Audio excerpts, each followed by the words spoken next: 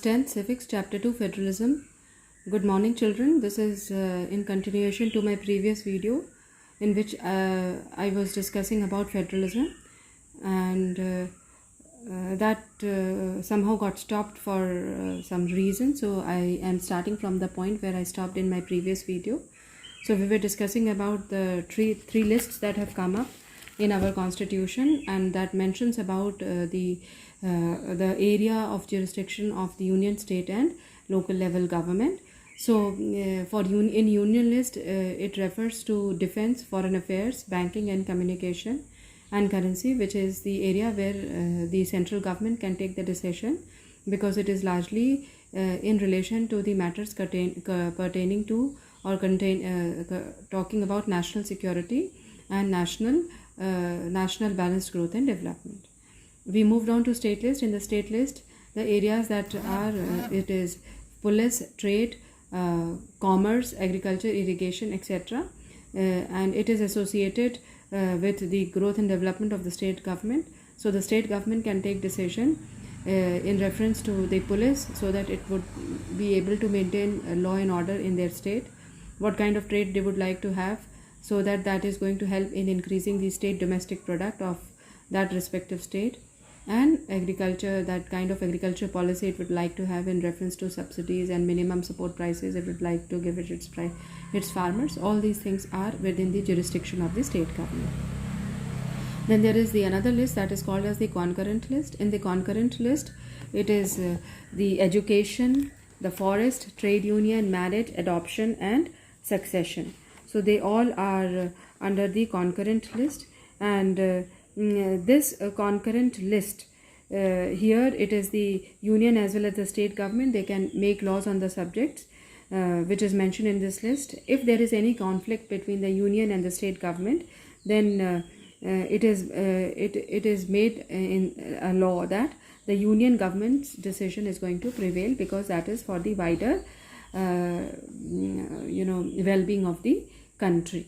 Then we are having residuary subjects. These residuary subjects are the newly added developments that had happened in the society, largely because of the advancement in science and technology. So computer software or information technology is a part and parcel of the residuary subjects. Now we move down to another section that talks about how is federalism practiced in India. Now, how is federalism practiced, or what has made federalism successful in this country? Now, there are some certain points. For example, first is through constitutional provision. Now, this federalism has become the part and parcel of this country, because it is mentioned or enshrined in the constitution that the powers should be delegated to the state governments for better management and for better well-being of the country.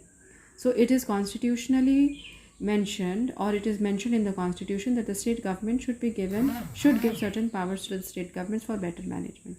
The second is the kind of democratic policies, the nature of democratic policies that is practiced in our country, which tries to eliminate different types of variations, regional inequality, religious variations, communal variations or differences. So it is a policy which is accommodative in nature. It is a policy which gives freedom to all the different communities for their expressions, and recognizes every single community to be part and parcel of Indian ethnicity or Indian culture and tradition. So that nature of this democratic policies has made federalism effective in our country. Then the kind of federalism that is being practiced in our country is the basic essence of this country. So federations of federalism has got this variations as its spirit.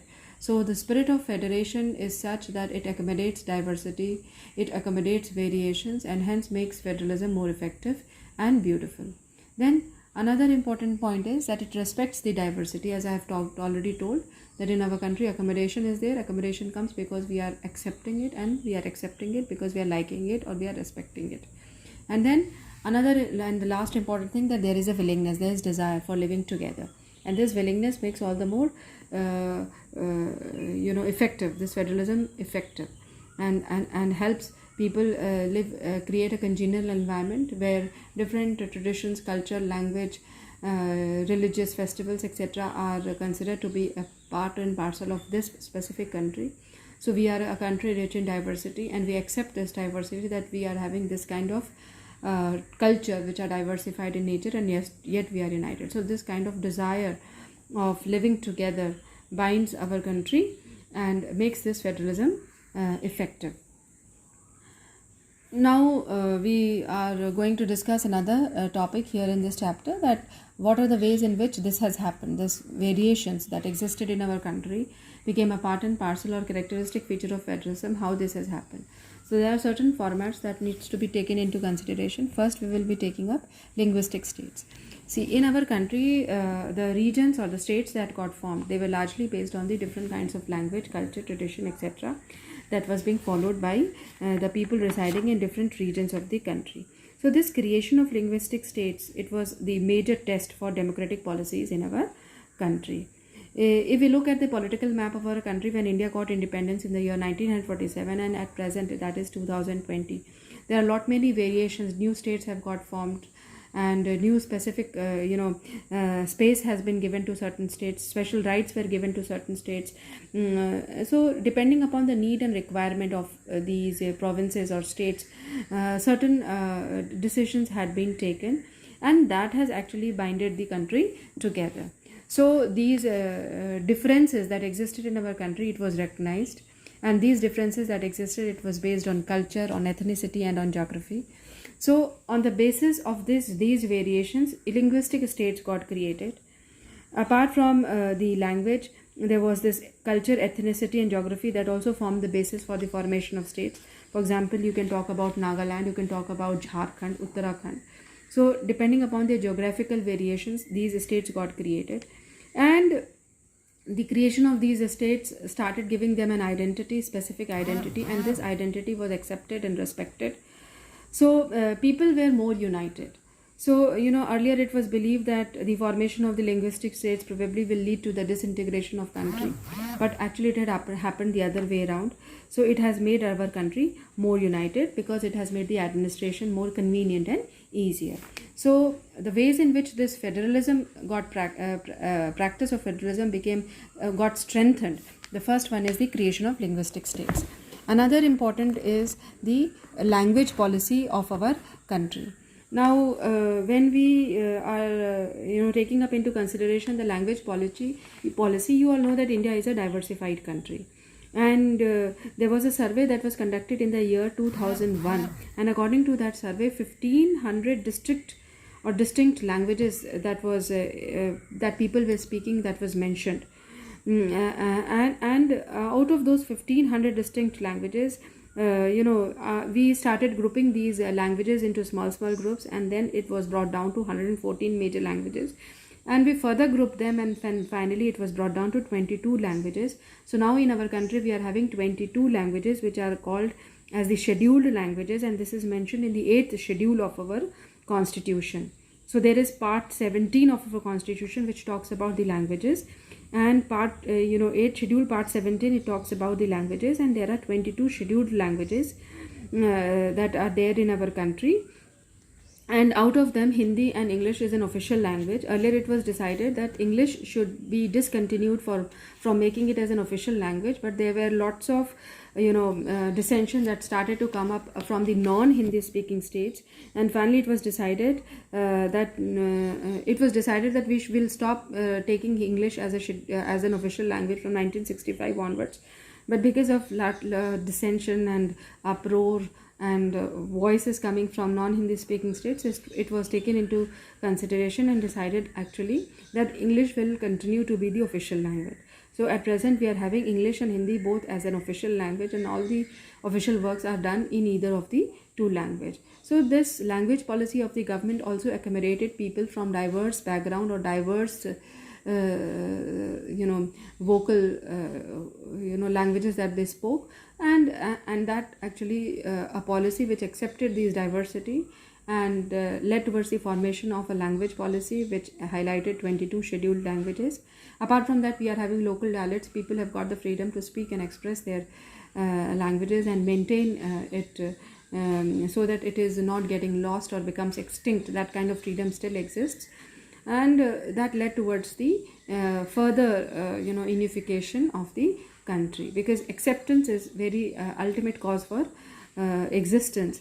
of the diversified culture and leads towards unification. Then third is the center-state relations. Now, center-state relations has changed over the years since independence. Earlier, when there was a central government, those central governments, it would, there was a tendency on the side of the central government that it would criticize the state government if it belonged to some other parties.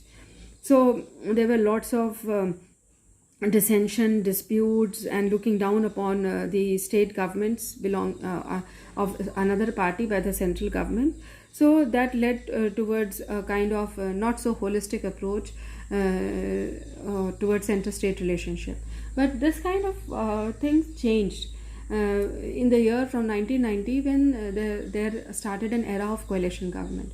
Actually, when there were lots of dissension between the political parties, and then people also gave a disputed verdict. So not a single part, no single party was getting a majority vote.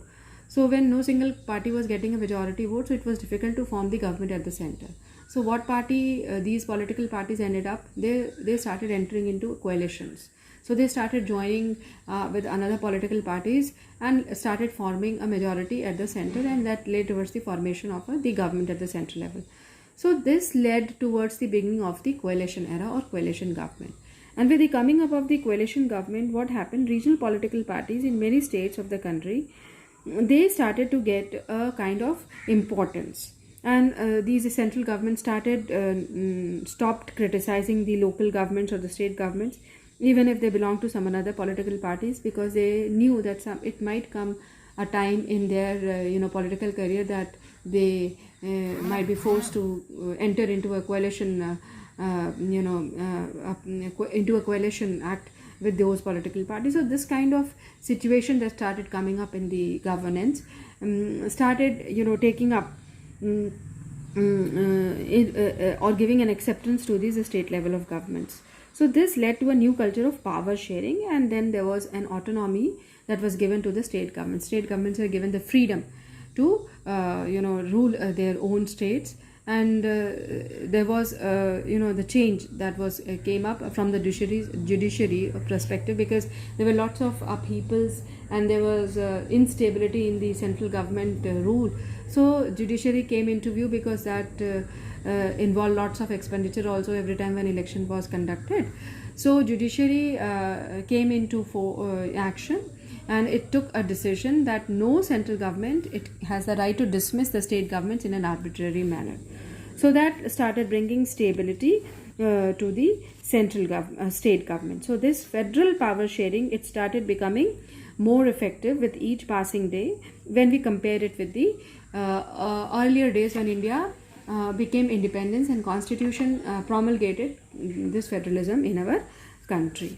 So this is how this federalism got strengthened in our country. Now further down the line, there was an initiative that was taken, and that is referred to as decentralization of India. Now this part is very important, and this led towards the coming in of the third level of government. So there was, in the year 1957, there was this formation of Balwant Rai Mehta Committee, and this Balwant Rai Mehta Committee discussed and debated upon the ways through which the grassroots level management or participation of people in the governance should be motivated, because if people are participating, they will become vocal about their problems, and they will be able to put their problems in a more authentic and factful manner, and their solution could become convenient and easy.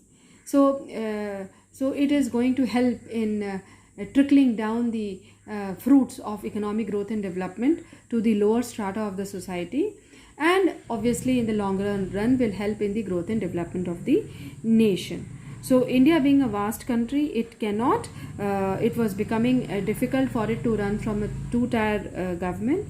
So it was decided that let us have a three-tier of government, and that third tier of government was largely called as the Panchayati Raj system. So this decision towards decentralization was taken up in the year 1992. So now what do we understand by decentralization? It is largely the power sharing within the states. So this is the basic structure that led towards the decentralization in India. So when power is taken away from the central and the state governments and it is given to the local government, then it is known as decentralization. It is not centralized. It is not largely within the jurisdiction of the central government. It is moving down from the central government to the state government and further down to the local government. So in this respect, for decentralization, the major step it was taken in the year 1992 through a constitutional amendment that led towards the formation of a third tier of democracy, which became very powerful and effective in taking up the problems of the people at the grassroots level. So let us, there were certain points or the characteristic feature that defined the third tier of democracy or third tier of government. So first, one important democratic feature was constitutionally mandatory to hold regular election. So now when third level of government got, or third tier got formed, it was made mandatory that there is going to be a regular election at the grassroots level, that is at panchayat level or at the urban local bodies and rural municipal corporations and municipalities. So there will be regular election.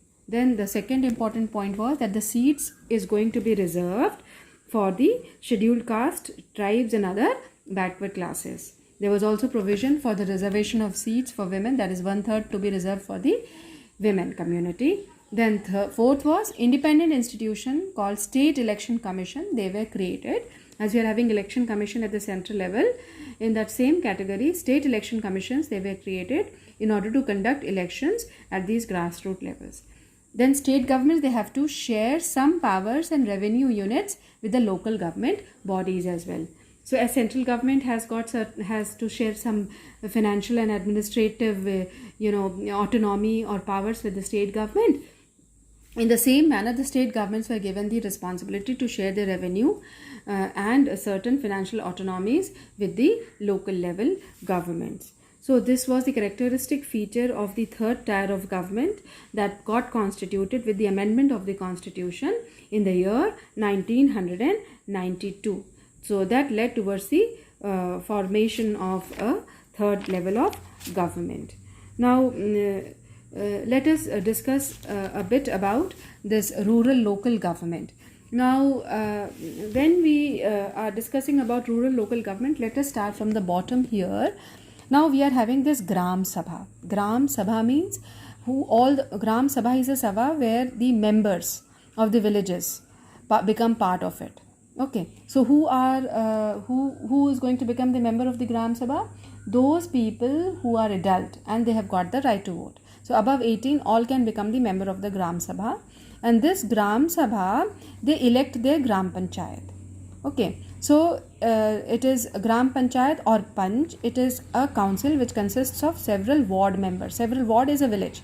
Okay, so Gram Panchayat, we are having Panch, 5 members. So they are the person who are belonging to these villages. So these Gram Sabha people, they elect Gram Panchayat, and the head of the Gram Panchayat is the Sarpanch. He is also called as the president or the head of the Gram Panchayat. Okay. Now this Gram Panchayat, some Gram Panchayats, when they group together, some of the Gram Panchayats, when they are grouped together, they form this Panchayat Samiti, which is also known as block or mandal.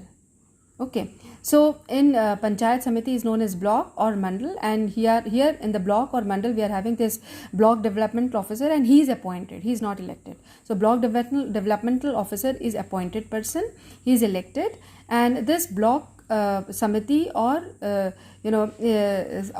block, it leads towards the district. In a district it is known as Zilla Parishad, and in Zilla Parishad we are having the Zilla chairman, he is the elected person, and he takes into consideration the amount of money that needs to be given to different panchayat samitis, which percolate down to the gram panchayats and finally to the respective gram sabhas. And this gram sabha people, they keep on meeting twice or thrice in a year to approve the budget for the gram panchayat, that how much money everyone would contribute for the growth and development of their village or their gram. So this is the whole structure of the regional rural local governments. So largely we are in rural local governments, we are having Zilla Parishads, we are having Mandal, that is Panchayat Samiti or block or Mandal, and we are having Gram Panchayats or Gram Sabha. So rural local government is divided into 3 districts, 3 divisions, that is Zilla, Mandal and Gram. So Zilla is the topmost division and the Gram is the bottommost division. So rural local government is divided into 3 divisions: Zilla Parishads, Panchayat Samiti, block or Mandal, and Gram Panchayat or Gram Sabha, like Gram Champa. That is the way, the divisions for administration or management. Okay, now all these people like Zilla Parishads and they are largely associated with the government, indirectly, directly associated with the government. So we all know when we are talking about Zilla Parishads or districts, it is every district, and this district is in association with the state governments and the union territories. So this is how it functions. Now we move down to urban local government. Talking about urban local government, in urban local government we are having municipalities and municipal corporations. Municipalities are associated with the towns, and the head of the municipality is the chairperson, and in municipal corporation it is associated with the cities, and the head of the municipal corporation is the mayor. She is elected. Now why we are having municipalities and municipal corporation. Listen, children, largely this all depends upon the population of that particular region. So technically speaking, if in municipality, that region which is having population of about 20,000, it will have municipality. But if a region is having population of about 1 lakh, it will have municipal corporation. And if a region is having population less than 20,000, probably that region we will be having city councils or Nagar Panchayats. Okay, so Nagar Panchayat. So there is one more division. So it is smaller here. We are having city councils here. Okay, so they are known as Nagar Panchayats. So here the population has to be from 11,000 to 25,000 or less than that. Here we are having above 20,000, and here we are having this much of the population. So depending upon the population, this is how these divisions are done, and these divisions are done largely for administration, for management, for taking up the queries, problems, and the ultimate end is the solutions to their problems. So these divisions have been done at both rural level and urban level, so that people are able to come up with their problems and they are able to get solutions to the problems, and it becomes convenient for the administrators or the management to control and manage it, and plausible solutions to be given. So conclusion of this chapter is that this concept of federalism has been the largest experiment in democracy, and it has helped in deepening the democracy, because you all have seen that how the divisions have led towards proper administration and management, and finally the solutions to the problems. And we all know that there are reservations at the grassroots level, so there is more participation of women, and women, they can come up with their own problems and grievances that can be tackled.